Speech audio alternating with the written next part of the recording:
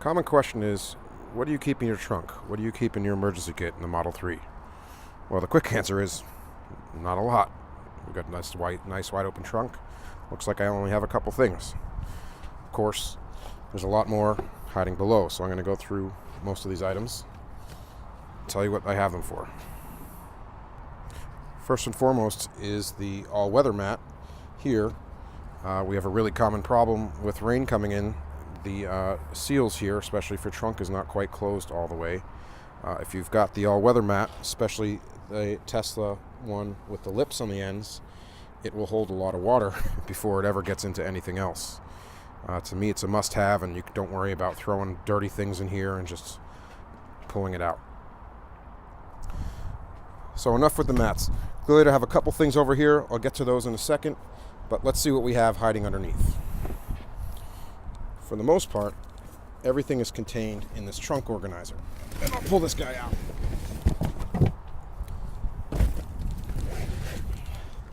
Let me grab the couple of other things that are hiding under here, and we'll go through them all.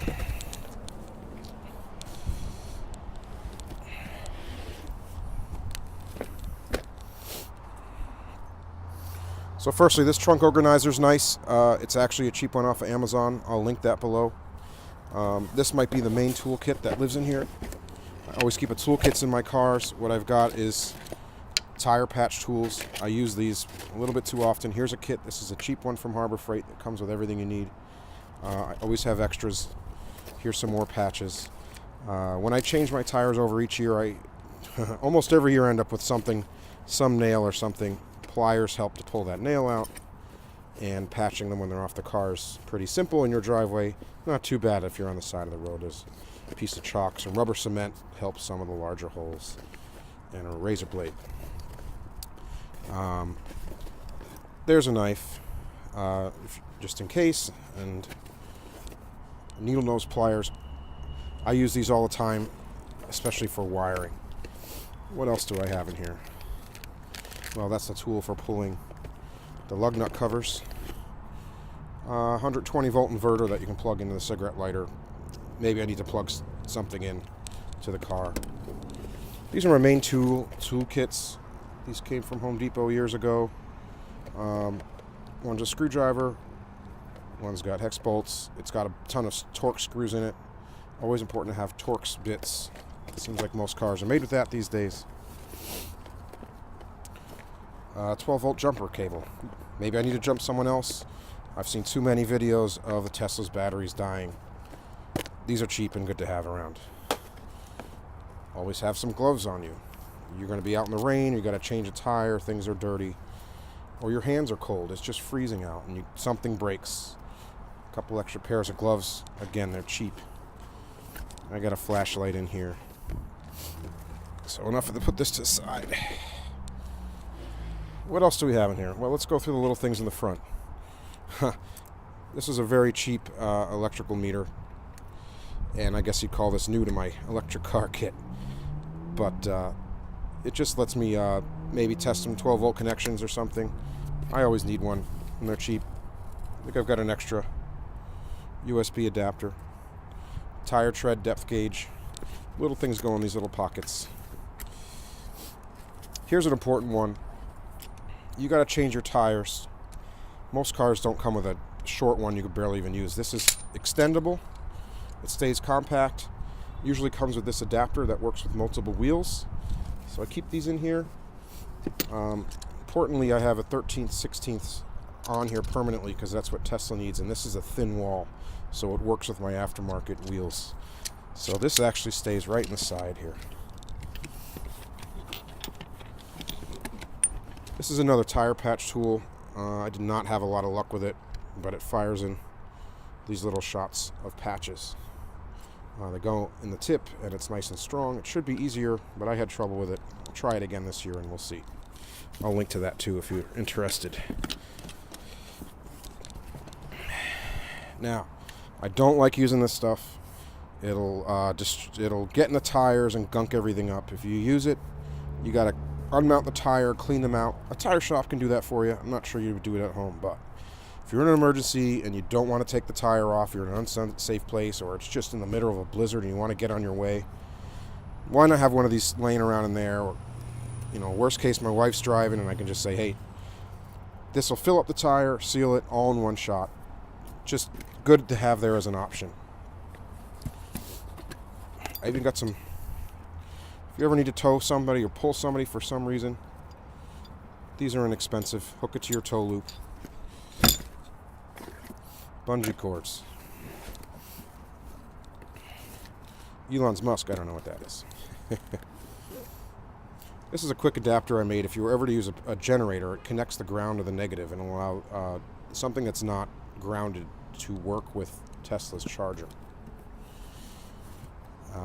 And these little things are made to jack up the car. The jack points are really small, and so these plug in the holes and allow you to put a full-size jack underneath it.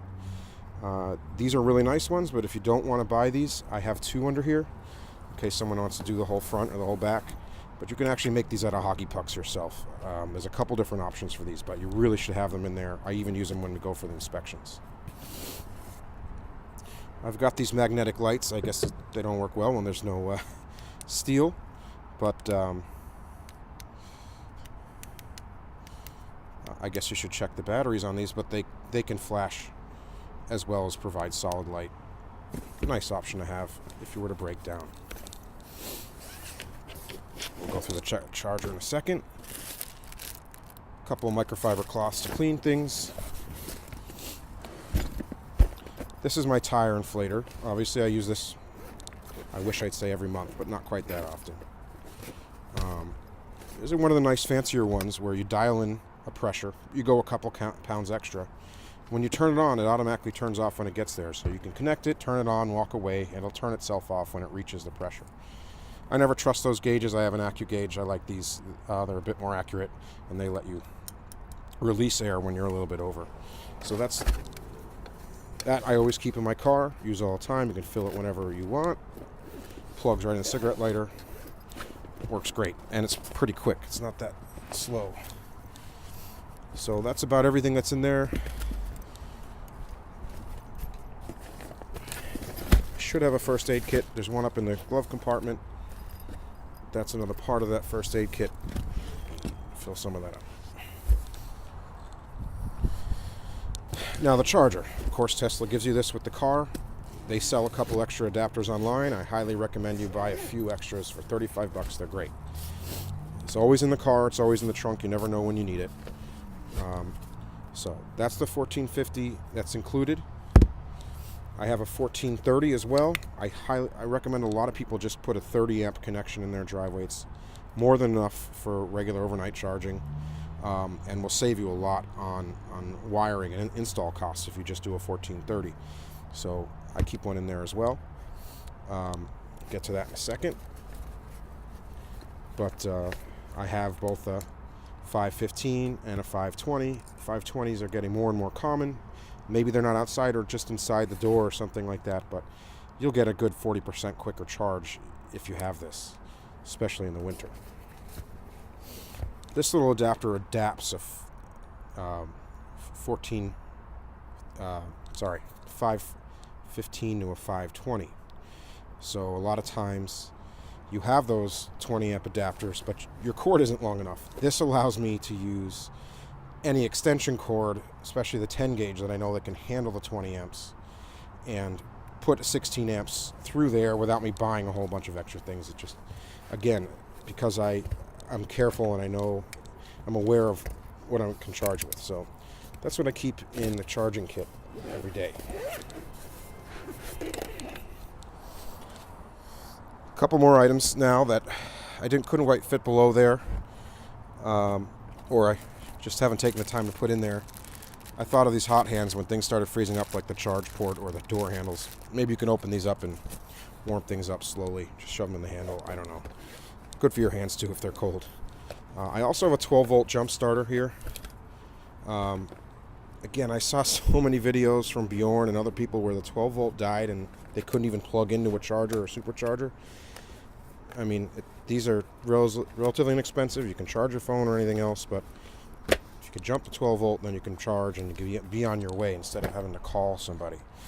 But the big thing here is the scissor jack. Of course, they don't give you these anymore, but most of the cheap ones can't handle the weight, and I really wouldn't want to be on the side of the road where one of these fails on you. So this one I found is actually rated for 2 tons. It's a little bigger than usual, but it's not too bad.